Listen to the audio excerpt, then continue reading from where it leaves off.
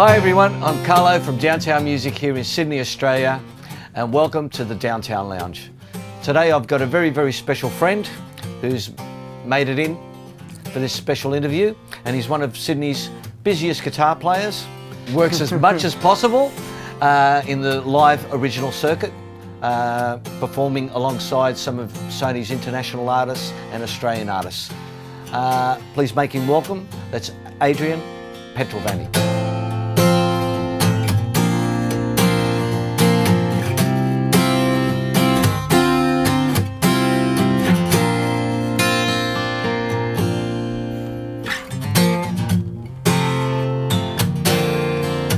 Hi Adrian, how you doing, man? Good, thanks, Carlo. How are you?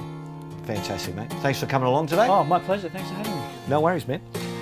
A few questions I'm sure that everybody is out there wanting to ask is, give me just a quick brief rundown on your achievements over the last, say, 3 or 4 years, and then we'll start with your history, I think. Yeah, it's kind of in the last 3 or 4 years I decided that I wanted to basically only play original music. I'm kind of really passionate about that, being involved in that with people, be they people signed to record labels or, you know, just people wanting to work tunes, you know, and do gigs around town, as most people do, really.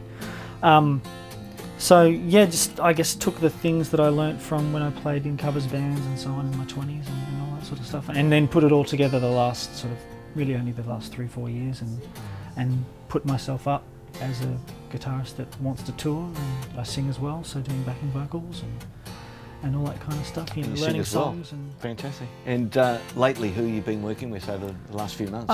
Lately, there's been a couple of Sony artists that are yet to release. I think there's some stuff due in the next month or so, so I'm sure you'll be hearing about them in the next little while. You know, a couple of video clips that'll be out there.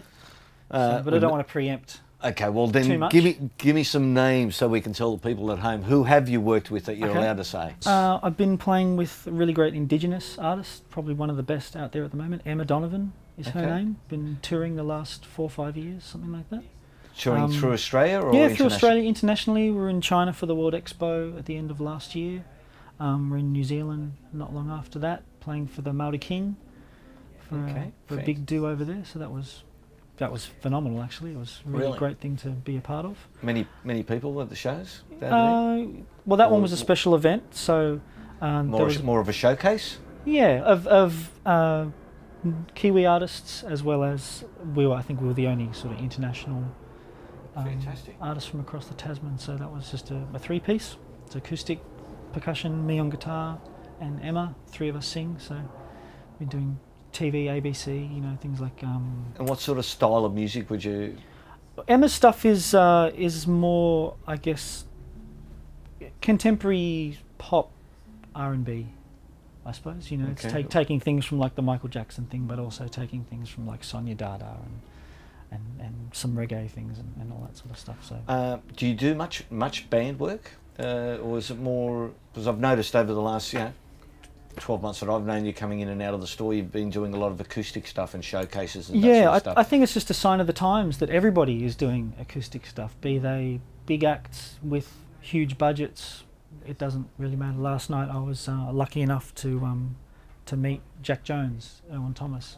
He was at a jam that I was at, and we sort of saw each other playing. Of course I knew who he was and was a big fan and so on, but I mean, even he's doing solo acoustic tours, you know, 4 or 5 show runs and things like that. So it's just a sign of economics, you know. I think that if you can, and part of what I'm really into, if you can make songs sound great in a small setting and acoustically, you know, be it 1 guitarist or 2 guitarists, then you're pretty much going to be working as much as anyone can be. You know, I don't need huge amounts of gear, even though that's fun too. I've seen you come in the store and change around, you know, some of the most basic songs that we all play, and you turn them around and you make them sound, you put all these beautiful inversion of chords around them, and you just make them sound unbelievably acoustically. Oh, thanks.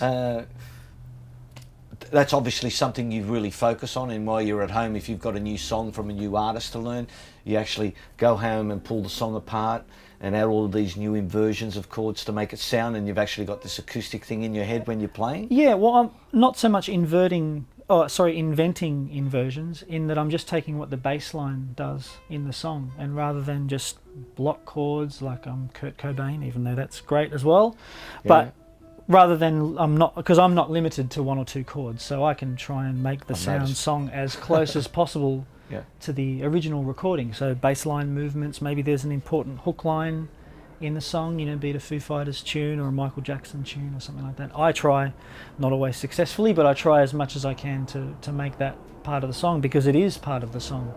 And when people hear it, they recognise it instantly, that, oh, that's I Wish by Stevie Wonder or such and such, you know. So one song that I've performed quite a bit, contemporary song, you can make connections with a bunch of other tunes, is Basement Jaxx tune Beautiful, that Katie Underwood debuted a bunch of years ago now, but still a great song. It's a dance tune. It's, you know, it's not a rock song, so things are always moving. You know, the bass line's always moving, and usually pretty smooth movement. So I've tried to incorporate that.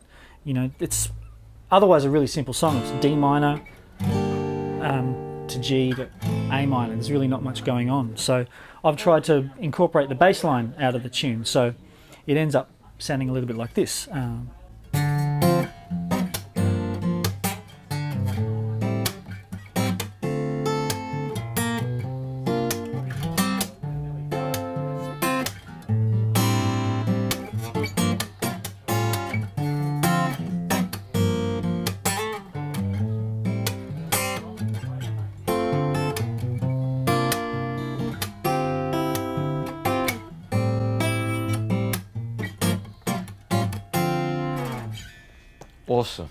Awesome. How nice was that? Just going back to, what age were you when you started playing, mate? I started piano when I was a little kid. I think I was 4 or 5, and did that for about 4 or 5 years, and was playing in mostly Mozart concerts at the Opera House and things like that, both my sister and I. Gave that up.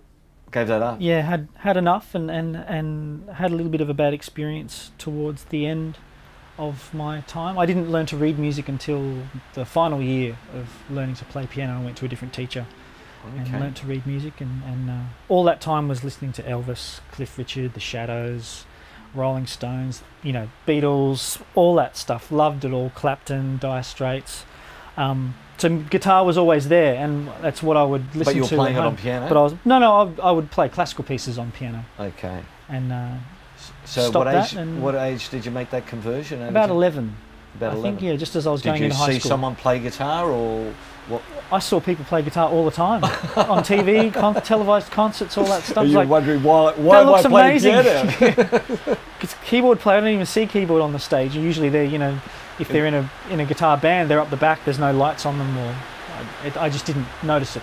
Guitar, I was really into. I thought it looked really exciting, and I had no frame of reference to it. It was totally different. You know, it wasn't this big thing you were stuck behind. You know, it's over your shoulder, and you're mobile, and you could move. You know, I mean, Hank Marvin and those guys, they did that daggy dancing, but it was still moving. You know, and later rock bands. You know, it was just so great. You know, it felt really immediate. And well, it sounds like you've done quite a few gigs, man. Done a few. Yeah. Do any of the gigs over the last, you know, well, in your history of playing, stand out as being an exceptional gig for any particular reason? Or you, when you're talking to someone, do you say, hey, that was my favourite gig? No, I don't have favourites. I have ones that are maybe more satisfying than others. Either it's a really big challenge to learn a whole lot of repertoire in a very short space of time, because I really don't like using music. If I'm playing original music, I figure, you know, the music doesn't live on the page, it's in the doing. And yeah, someone, you know, I've been called up with 2 days notice and had to learn 16 songs or something like that. I've noticed that. And you just do it, because that's what I think it's really great to be able to do that. You know, it's good. I think it's excellent, man. Keeps your brain active, and you just get better at it the more you do it. You know, maybe there's a little cheat sheet, you know, I'll write down, hey, it's this feel in this key, and I know, oh, okay, it's going to be this vocabulary, you know. So yeah, I get more satisfaction maybe than, hey, that gig was awesome, that gig wasn't so great. I stopped thinking about that and judging them in that way a long time ago, for my own health. You know, have there been any inspirational Australian musicians that you've worked with that you thought, wow, you've walked away from the gig and thought, hey, that guy was just over the top? The ones I've seen, I've been in unique positions to see. I haven't actually gotten to play with them so much. They've, you know, over the years there've been a few jam sessions in Sydney, some underground ones. So, you know, I've gotten to just jam, you know, in the most social, relaxed setting. You know, people like Jimmy Barnes and those guys. Those guys are just... Never ever played with you? Never played with him before. Never played with him since. Okay. Love to be in his band, but he's got an immaculate band. His band he's is always made got up great of players. incredible players. Great. So, but it was fun to be sitting 3 meters away from him and cop the full force of the vocals. Fantastic. But yeah, there's heaps of people around town, touring guys. You know, I hung out with Clapton's band when he was out last. You know, Derek Trucks and Doyle Bramwell. Those guys were phenomenal players and really lovely guys. Beyonce's band when she was out year before last. You know, jamming at little nightclub, little closed nightclub until 5 in the morning or something like that. Whereabouts was that? In the Cross. Okay. Yeah. After the gig. And you After just gig, happened to be there, or did you get told? I happened to be there, and it was mentioned that they might come by, and you know, they often say they might come by, and they don't, but they did, and Fantastic. They're often itching to play. You know, they're touring the same songs for a year or 2 years or something like that. They just want to play. They want to hang out. So we've got to do that. So that's a lot of fun. You know? Fantastic. Okay, there's one that we've messed around on a few times before. Reminiscing. Reminiscing. Everyone probably knows that one. It's a pop tune, you know. It's a little different. So, trying to make the most of that introduction. You know, everybody knows it, and it's really common. So it sounds weird to me, anyway, if someone all of a sudden just kicks in at the verse. You know, it needs the intro to set that tune up. So I tried to make it work, pretty much. With one guitar. One guitar. So there you go. Here it is, for better or worse. There you go.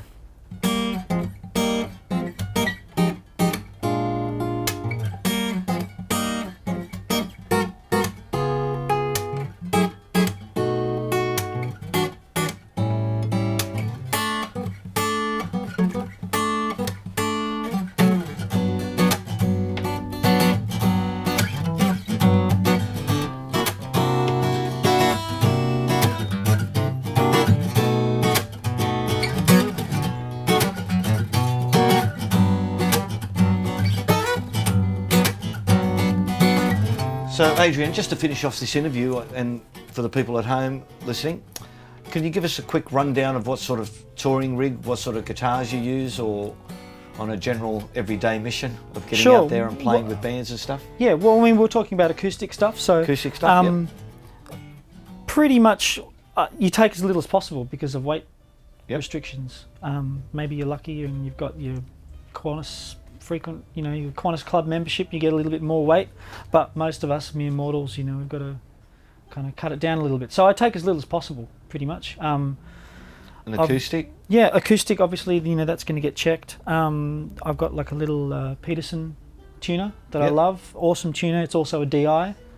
So if, you know, if the DI at the venue's on the blink or isn't so great or whatever, you know, as a last resort, the B option, I can turn my tuner into and use it as a DI. And at a bare minimum, those are the two things: my tuner, guitar. That's it. That's a great way to travel. Great way to travel. Amplifier, you normally go through the system and fold back? Or? Yeah. I've recently put together a bit more of a touring thing. Haven't debuted it yet, but I've got, you know, just a nice little single rack preamp and an old single rack effects unit that I've sort of what's the word? Can't think of it. Put into use again, and put that in a 2-rack thing. So I'll take that as a pedals that you've brought back out from. Yeah, well, one's an old Rain AP13. They made 2 acoustic preamps. Yes. The big one is overkill for what I need. The single rack space one is 2-channel. It's got graphic EQ and all that sort of stuff. Totally over the top connections and so on. And then just run a little Rocktron IntelliFX through it because I've had it for ages. They're about $80 on eBay, I think, at the moment. Pretty cheap. So if it breaks, I can replace it.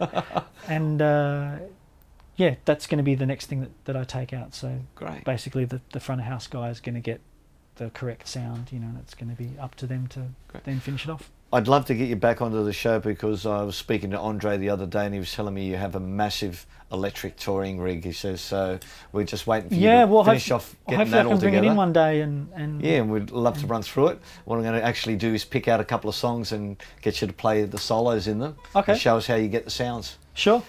Anyway, once again, Adrian, thank you very much for coming on down. Oh, my pleasure. Thanks for having me. Please do give us a bit of an example. Pick up the guitar and let's hear you play a couple of tunes.